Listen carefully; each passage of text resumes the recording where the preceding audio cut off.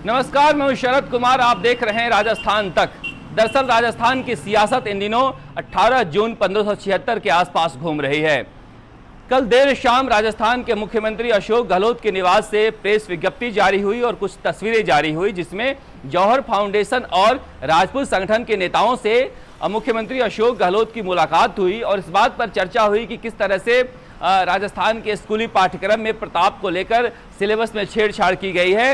अशोक गहलोत ने कहा कि महाराणा प्रताप केवल मेवाड़ के नहीं, पूरे देश के प्रेरणा स्रोत हैं और हमको उन पर गर्व है। अगर किसी तरह की सिलेबस में छेड़छाड़ हुई है तो उसे दुरुस्त किया जाएगा और इसका जिम्मा दिया गया शिक्षा मंत्री गोविंद सिंह डोटासरा और राजपूत नेता और परिवहन मंत्री प्रताप सिंह खाचेरवास पर।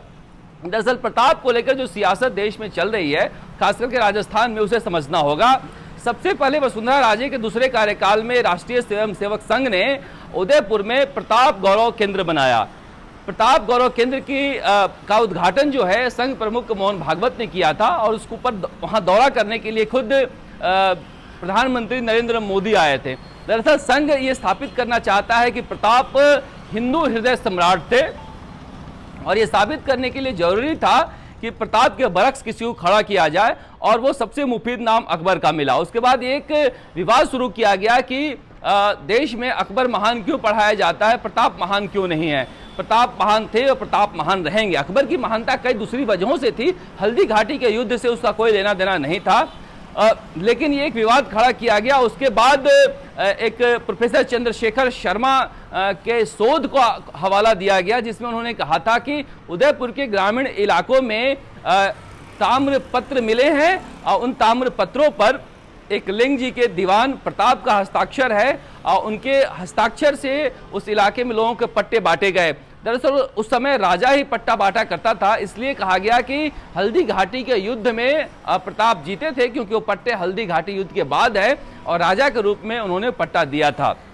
इसके अलावा यह भी कहा गया कि अकबर ने हल्दी घाटी के युद्ध के बाद जो जयपुर के पूर्व महाराज थे और अकबर के सेनापति थे, जिन्होंने प्रताप के खिलाफ लड़ाई लड़ी थी हल्दी घाटी युद्ध में, काफी फटकारा था और नाराज था और 6 महीने के लिए उनको कोई काम नहीं दिया था। इसका मतलब है कि प्रताप हल्दी घाटी के युद्ध में जीते थे। बीजेपी को लगा कि ये मौका है, उन्होंने चंद्रशेखर शर्मा को शोध को सही मानते हुए सिलेबस में परिवर्तन किया और प्रताप को हल्दी घाटी युद्ध का विजेता बना दिया। लेकिन बड़ा सवाल उठता है कि क्या प्रताप की महानता केवल हल्दी घाटी युद्ध के जीतने से थी?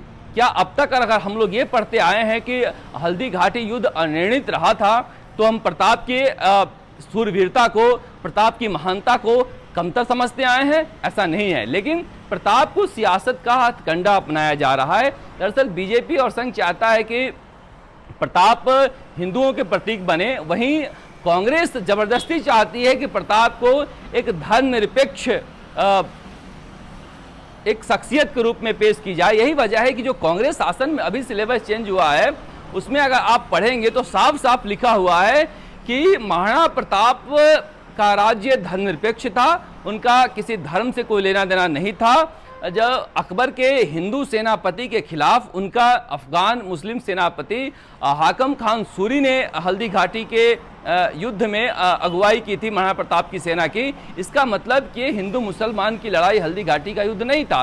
तो कांग्रेस भी चाहती है कि प्रताप की सियासत को लेकर हम राजनीति करें, जिसमें दिखाया जाए कि प्रताप जो है वो धर्मनिरपेक्ष थे और उनका हिंदुत्व से कोई लेना नहीं है, और यही सियासत प्रताप के नाम पर की जा रही है। इसी तरह से प्रताप को सियासत का हथकंडा बनाया जा रहा है। हम तो यही कहेंगे कि प्रताप को प्रताप रहने दो, इन्हें सियासत का हथकंडा नहीं बनाओ।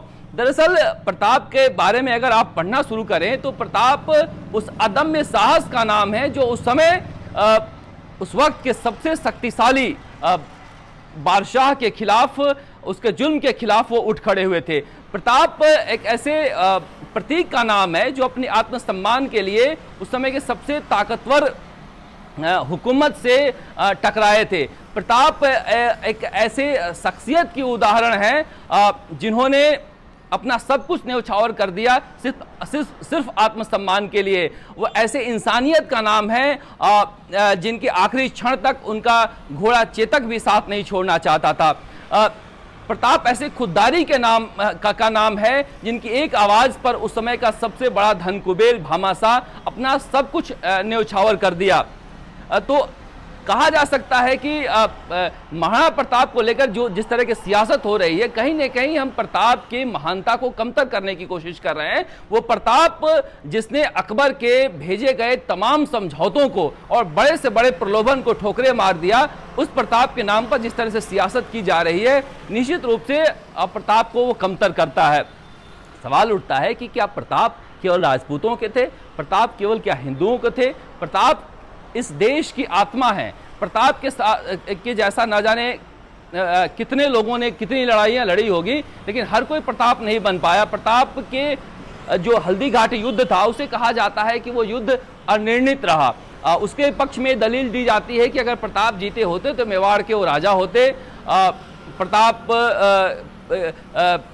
का अधिकार चित्तौड़गढ़ पर होता, प्रताप का अधिकार कुंभलगढ़ पर होता, प्रताप का अधिकार उदयपुर के राज सिंहासन पर होता, राजमहल पर होता। लेकिन प्रताप आसपास के इलाकों में अपना राजधानी बनाते रहे और अकबर से टकराते रहे। ना अकबर जीत पाया, ना प्रताप हार पाए। समानांतर रूप से प्रताप अपनी लड़ाई जारी रखे और अकबर को चुनौती देते रहे, और यही तो पहचान है महाराणा प्रताप की। अब इसे लेकर जिस तरह से सियासत की जा रही है कि प्रताप जीते थे, प्रताप हारे थे, क्या प्रताप की महानता एक जीत की मोहताज है? हमारे मूढ़ मगज जो नेता हैं उन्हें समझना होगा कि एक जीत से प्रताप न कमतर हो जाते हैं, न प्रताप बेहतर हो जाते हैं।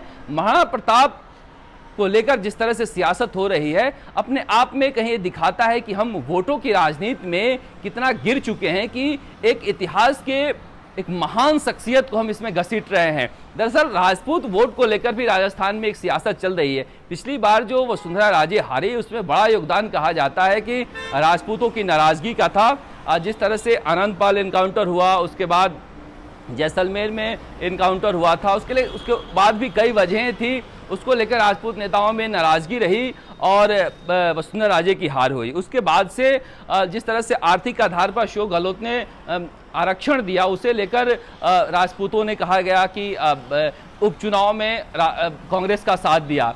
अब बीजेपी को लगता है कि जिस तरह से आनंदपाल एनकाउंटर में सीबीआई ने राजपूत नेताओं का नाम डाला है दोषी के रूप में, उसे लेकर लगता है कि बीजेपी नेताओं को कि यही वक्त है कि प्रताप के नाम पर हम कांग्रेस को खलनायक बनाएं। और मुख्यमंत्री अशोक गहलोत चाहते हैं कि हम प्रताप के नाम पर कम से कम खलनायक नहीं बने, इसलिए जल्दी से जल्दी जो कुछ राजपूत नेता चाहते हैं वैसा ही सिलेबस में डाल दिया जाए। ये दोनों ही स्थितियां हमें प्रताप को के इतिहास को, प्रताप जिस शख्सियत का नाम है उसको कमतर करती है। क्योंकि कांग्रेस हो या बीजेपी, अगर प्रताप के नाम पर सियासत करने वाले टुच्चे नेताओं को खुश करने के लिए इतिहास में बदलाव लाया जाता है, तो निश्चित रूप से ये प्रताप को कमतर करने की एक साजिश है।